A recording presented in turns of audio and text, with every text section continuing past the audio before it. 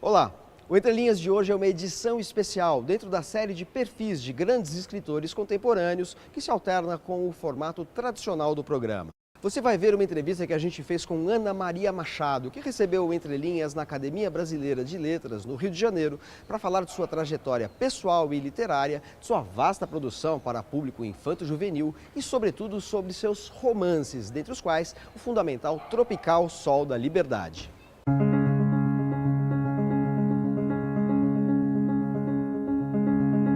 Ana Maria, você é autora de tantos romances importantíssimos na literatura brasileira, mas a sua estreia, curiosamente, foi na literatura para crianças e com ensaio de teoria literária sobre Guimarães Rosa, né? Como é que foi esse princípio?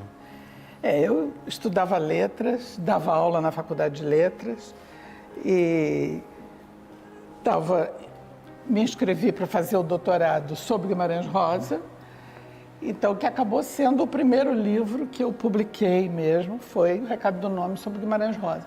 Mas enquanto eu escrevia, a gente leva muitos anos escrevendo um livro desses, eu também tinha sido convidada por uma revista nova de São Paulo, da Editora Abril, para tentar fazer umas histórias infantis. A revista era Recreio. A célebre revista Recreio. Isso. E então, deu certo, eu fiquei escrevendo as histórias para Recreio, enquanto desenvolvia o livro sobre Guimarães Rosa, que, aliás, eu acabei fazendo em Paris, sob orientação do Roland Barthes. Aí foi outra história, porque eu fui para o exterior e fui... Começou com a Afrânio Coutinho? Comecei com a Afrânio. Terminou com o Roland Barthes? Comecei com a Afrânio e terminei com o Roland Barthes. Mas quem orientou mesmo foi o Barthes, porque o Afrânio foi só no começo. Eu estava, na verdade, querendo fazer... Ele me disse que fizesse sobre Guimarães Rosa, porque eu estava querendo fazer sobre Oswald de Andrade. Uhum. E ele disse, tem muita gente estudando Oswald de Andrade nesse momento, e tinha. Ele disse, você tem que pegar um desafio de outro tipo, você pode fazer Guimarães Rosa. Qual que era a ideia? Porque o título é O Recado do Nome, e a gente obviamente associa ao Recado do Morro. É uma citação. Qual é a importância do nome próprio, o nome de personagens, lugares na obra do Guimarães? Na verdade, eu quando comecei eu não sabia onde ia dar. Eu pensei em fazer o nome próprio de lugar e de pessoa, né, de personagem. Tudo. Mas quando eu comecei a fichar todos e ver, eu comecei a ter uma hipótese de trabalho. Foi só quando eu mergulhei nele. E a hipótese é que num autor tão consciente da língua como Guimarães Rosa, quando ele tinha a página em branco, o único nome que pré-existia naquela página era o do personagem. E, portanto, esse nome ia ter um papel no engendramento da linguagem, né? Ia atrair ou repelir outras palavras. Após a estreia em livro com a tese sobre o Guimarães Rosa, você passa a publicar regularmente na revista Recreio obras para público infantil. Né? Mas, ao mesmo tempo, nesse período, você acaba saindo do Brasil por motivos políticos. Né? São duas coisas que parecem apontar para vetores opostos. Né? Eu acho até que eu escrevi muito para criança nesse momento, justamente por eu ter saído e estar fora do Brasil, mergulhada numa pesquisa que me exigia muito em termos de rigor teórico, trabalhando com Barthes, numa outra língua, que eu fiz uma tese em francês, e usando um vocabulário muito sofisticado todo o tempo todo lá. E eu acho que poder contar a história para criança, escrever numa linguagem que fosse familiar, brasileira, popular, oralizante, assim. É um pouco buscar aquela coisa do modernismo, até um pouco de Mário de Andrade, Oswaldo Bandeira, aquela discussão de falar brasileiro, que me deu vontade de mergulhar nisso um pouco. Mas só para a gente pontuar cronologicamente, você começa a publicar na Recreio ainda no Brasil e depois vai para França e Inglaterra. É muito paralelo, porque eu começo a escrever para Recreio em final de 1969, quando eu ainda estava no Brasil. Eu viajo para a França em janeiro de 70 eu ainda não tinha publicado na Recreio, era só número 0. A primeira história na Recreio sai em março ou abril. E aí eles pedem logo outra, e eu estou em Paris escrevendo para lá e para cá, né? E depois eu vou para a Inglaterra, continuo trabalhando com a França, eu vinha uma vez por mês de Londres a Paris para conversar com o Barthes e avançar a coisa, mas estava trabalhando lá porque meu marido foi para lá e teve trabalho melhor lá, e eu também comecei a trabalhar na BBC. E a experiência do regime militar foi muito marcante para você, foi, né? Claro. Tanto pessoalmente quanto familiarmente, enfim, em termos de geração. Geração, né? Sobretudo, né? A geração foi muito forte. Então, quer dizer, isso vai aparecer em tudo que eu escrevo. Acho que foi uma experiência fundadora na minha vida, né? A experiência de viver debaixo dessa repressão, de tentar combater essa repressão. Você teve alguma experiência pessoal, assim, enfim, com a repressão, com os agentes de segurança? Eu fui presa em 69, mas fiquei 2 dias só para averiguação, Por quê? Enfim, porque meu pai era senador da oposição, meu irmão estava envolvido no sequestro do embaixador americano, enfim, o meu carro tinha sido usado numa ação, então tinha várias coisas paralelas, vamos dizer assim. Você é ganhadora do mais importante prêmio para literatura infanto-juvenil do mundo, que é o Hans Christian Andersen, em 2000, né? O que representou ganhar esse prêmio para você e em que medida esse prêmio acabou eclipsando um pouco a sua obra romanesca? Pois é. Queria que você falasse um pouco da ambiguidade desse prêmio. É a primeira vez que me perguntam isso, e é uma coisa que eu tenho uma clareza para mim, que me aconteceu, que marcou minha carreira desse modo, de uma maneira muito positiva e de uma maneira muito negativa, né? Então, a maneira muito positiva foi isso. Eu passei a ter livros infantis traduzidos no mundo inteiro e contratados por editores que nem ao menos leram antes. Eu não precisava mais submeter, tem aqui um livro, olha como é que é. Eles querem o próximo. Eu ainda estava escrevendo e ainda estava. E aí deu essa coisa de ser publicada em 20 e tantas línguas e não sei o que tem isso. Então, isso foi uma grande vantagem. E a grande desvantagem é que eu fiquei refém do livro infantil e do sucesso do livro infantil dentro da literatura brasileira. Então, as pessoas esquecem que eu escrevi romance, não lembram de mim nessa hora. Eu acho que o fato de ter ficado absolutamente eclipsada pela obra infantil foi uma consequência desse prêmio, foi o lado negativo, mas a vida é assim.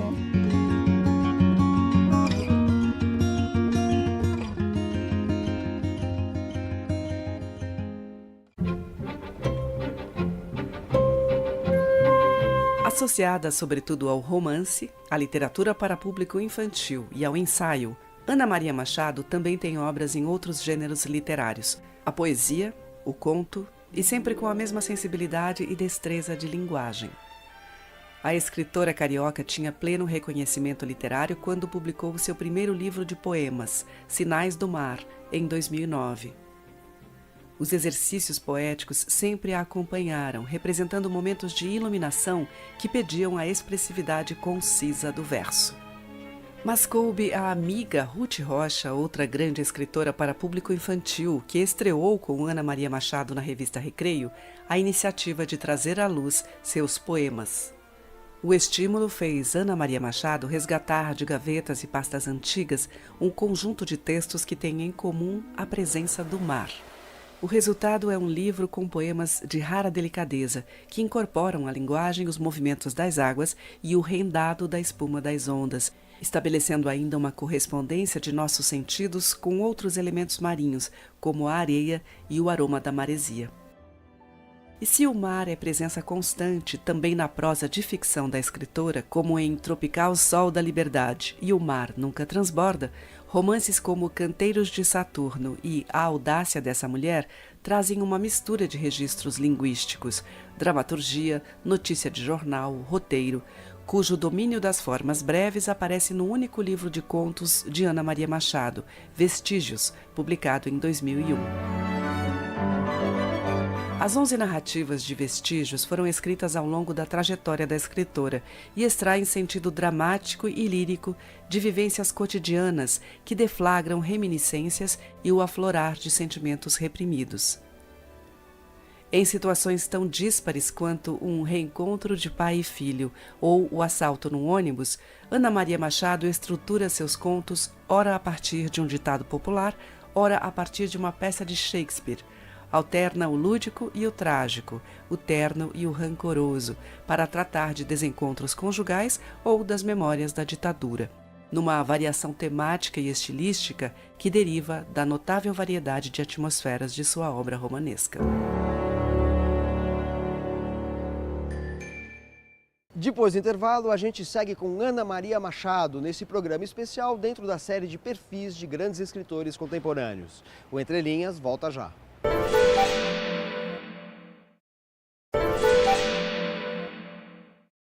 Ana Maria Machado é a sexta ocupante da cadeira número 1 da Academia Brasileira de Letras, para a qual foi eleita em 2003. Ela coleciona prêmios no Brasil e no mundo, como o Jabuti, o João de Barro, Casa das Américas e o Hans Christian Andersen. Reconhecida pela imensa contribuição para a literatura infanto-juvenil, sua literatura inclui livros de ensaios, contos, poesia e, sobretudo, romances importantíssimos no panorama da literatura brasileira contemporânea.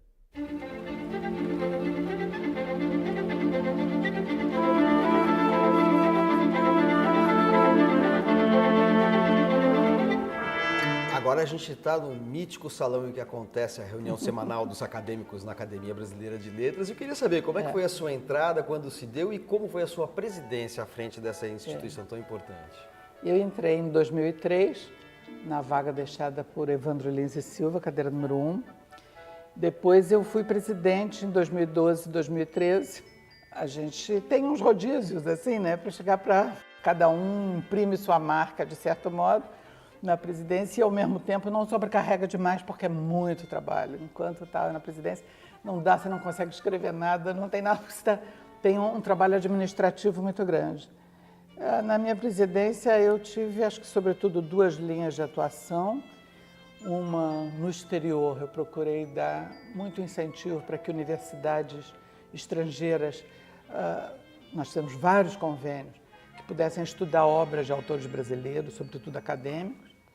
E, internamente, eu fiz parcerias com a FLUP, que é a Festa Literária da Periferia, e nós, dentro disso, com a Firjan e com vários patrocínios, então nós criamos bibliotecas comunitárias, formamos pessoas da comunidade para trabalhar como auxiliares de biblioteca nos locais, fizemos vários trabalhos com periferia e procurando atuar na sociedade de um modo muito direto.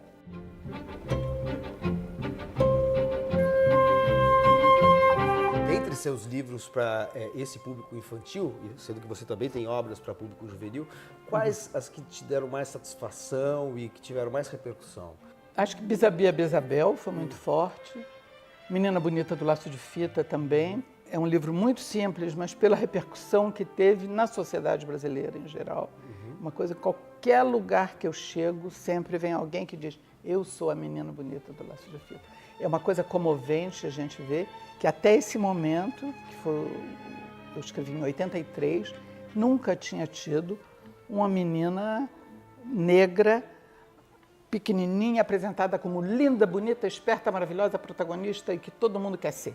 Então, isso foi muito forte.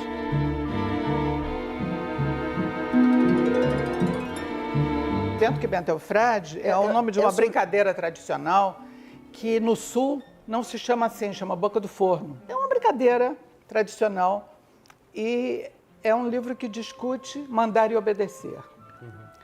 Foi publicado em 76. também nos anos de chumbo. Foi descoberto pelos professores imediatamente, foi vendido em banca, esgotou 20 mil exemplares em um mês e pouco.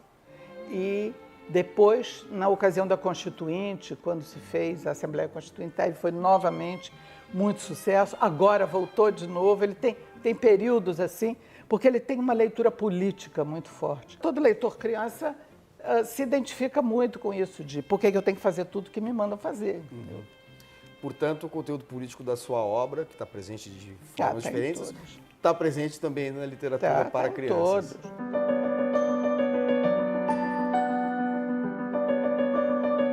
E todas essas vivências vão aparecer no Tropical Sol da Liberdade, né? Que é um livro que você lança muito tempo depois. Isso eu tive que amadurecer, né? Eu fui lançar esse livro só já depois da anistia, já com a volta dos exilados. O livro que eu estava escrevendo, eu achava que era mais sobre a relação mãe e filha. Era um livro muito de mulher, né? De mãe e filha entre si e na periferia dos acontecimentos do país, dos acontecimentos políticos também. Então, como a gente via isso. Eu acho que talvez a coisa mais pessoal que tem é a experiência do exílio. Isso sim, quer dizer, viver fora num momento em que não era possível voltar ao Brasil e havia uma multidão, uma multiplicação de seitas, partidos e movimentos organizados e cada um desconfiando dos outros. E há uma distinção entre quem pode voltar, quem não pode, quem não vai poder nunca, quem vai... Enfim, essa coisa que... Essa experiência do exílio foi ainda muito pouco retratada na nossa ficção. E outra coisa que aparece em Tropical Sol da Liberdade, que vai depois se tornar frequente na sua obra, é o uso de diferentes registros linguísticos, né? Ou seja, tem uma narrativa em prosa, mas tem a notícia de jornal, tem, enfim, a peça teatral.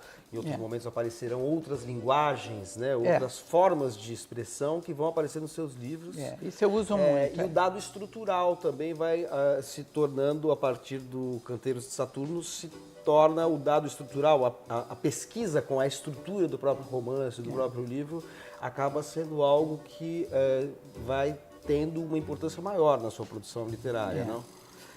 Porque é o que eu gosto de ler. Eu gosto de ler ficção que seja assim. Eu acho que é um trabalho que a literatura merece. É o que distingue o meu texto literário do meu texto jornalístico, por exemplo. Que o texto jornalístico é muito factual, direto, quem fez o quê, onde, quando, o que aconteceu, por quê, etc. E na literatura eu me permito visitar essas outras estruturas, trazer diálogos. Eu acho que é uma liberdade extraordinária que a literatura contemporânea nos trouxe e eu faço questão de usar isso. Como isso aparece no Canteiros de Saturno? O Canteiro de Saturno, para mim, ele tem uma estrutura narrativa, vamos dizer assim, que é de bordado, de ponto atrás. A gente faz um ponto, volta e enfia a agulha por dentro da laçada da linha para seguir adiante com o outro ponto. Ou seja, todo o capítulo, quando termina, ele vai dar passagem a um outro que vai retomar daquele ponto, mas visto por outro personagem. Em que momento questões que estão na pauta do dia hoje, em 2023, quando a gente está conversando, mas que já entraram na sua literatura muito tempo antes, começaram a entrar? Por exemplo, na Audácia dessa Mulher tem uma questão dos ciúmes, uma relação que a gente hoje chamaria talvez de abusiva. No Infâmia, a gente tem uma intuição ficcional formidável daquilo que hoje em dia é o ar que a gente respira, o ar poluído que a gente respira, das fake news, dos linchamentos virtuais, das redes sociais. O livro foi linchado por causa disso também. Foi linchado por causa disso? Perdeu o Jabuti, deram 0. Lembra que teve uma coisa de três jurados, 2 deram 10 e 1 deu 0, porque não podia, e aí houve um escândalo. Recentemente fui procurar uma coisa e fui reler, eu fiquei impressionado de como, antes de aparecer fake news, lacração, isso tudo, linchamento virtual, cancelamento, etc., como estava ali. mas é que estava ali a questão do denuncismo, já estava, né? De denunciar, fazer denúncias vagas e injustas, e enfim, isso já estava na sociedade naquele tempo de um modo muito forte. Só que a gente não estava vendo tanto, mas começando a ver. Uma coisa que me impressionou muito quando eu lancei o Infâmia foi o número de pessoas desconhecidas que chegavam, me procuravam, ouviam, dizendo: você contou a minha história. Isso foi o livro mais forte de todos os que eu escrevi, que mais gente disse: isso é a minha história. E eu fiquei: como que pode ser a história de tanta gente? É um médico, porque disseram que ele furou a fila de transplante, é um outro que não sei o que. Cada um contava uma coisa diferente. Claro, havia a história da escola base, que era anterior, já tinha havido casos de denúncias falsas que acabaram com a vida das pessoas. Mas eu nunca imaginava, ao escrever, que era tão difundido já naquele momento, nem que iria ser tão comum e corriqueiro depois.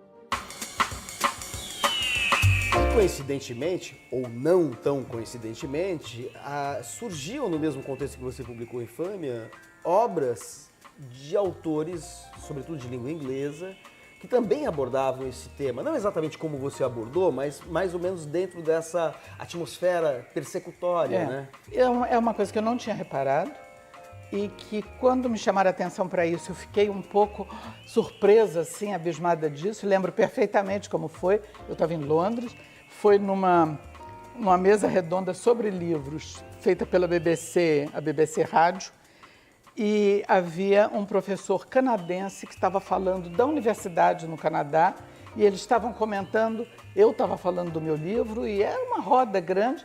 E aí, quando eu falei na questão, no problema que o livro levantava, tudo, ele disse: mas essa é uma questão do nosso tempo, essa é uma questão que estão vários voltando a isso, vindo a isso. E aí ele deu 2 ou 3 exemplos. Ele falou no Coates e do Desgraça, né?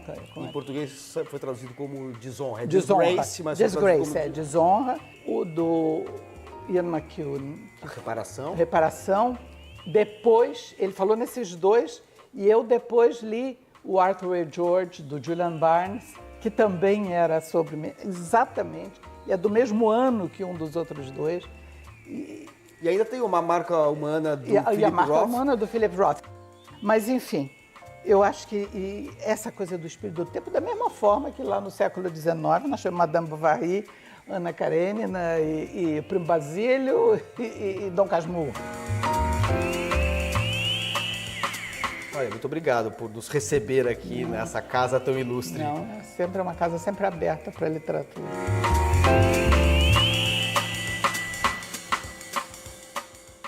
Esse Entre Linhas especial fica por aqui com trechos de entrevistas de Ana Maria Machado à TV Cultura. No próximo programa, a gente volta ao formato tradicional. Até semana que vem.